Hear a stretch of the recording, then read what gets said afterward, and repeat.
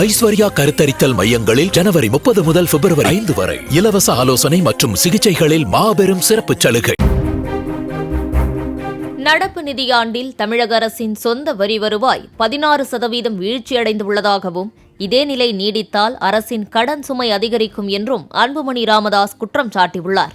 மத்திய தலைமை கணக்காயர் அலுவலகம் வெளியிட்டுள்ள புள்ளி விவரங்களை சுட்டிக்காட்டி அறிக்கை வெளியிட்டுள்ள அவர் இந்த 9 மாதங்களில் 16% வீழ்ச்சி அடைந்துள்ளதாகவும் கடைசி 3 மாதங்களில் வசூல் அதிகமாக இருக்கும் என்றாலும் கூட அரசின் நிதிநிலை அறிக்கை மதிப்பீடான 2.20 லட்சம் கோடியை அடைய வாய்ப்பே இல்லை என்று கூறியுள்ளார்.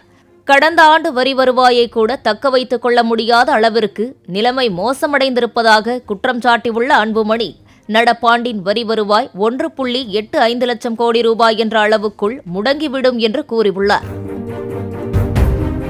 ஐஸ்வர்யா கருத்தரித்தல் மையங்களில் ஜனவரி 30 முதல் பிப்ரவரி 5 வரை இலவச ஆலோசனை மற்றும் சிகிச்சைகளில் மாபெரும் சிறப்பு சலுகை.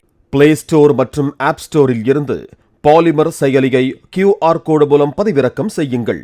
செய்திகளை உடனுக்குடன் பெறுங்கள்.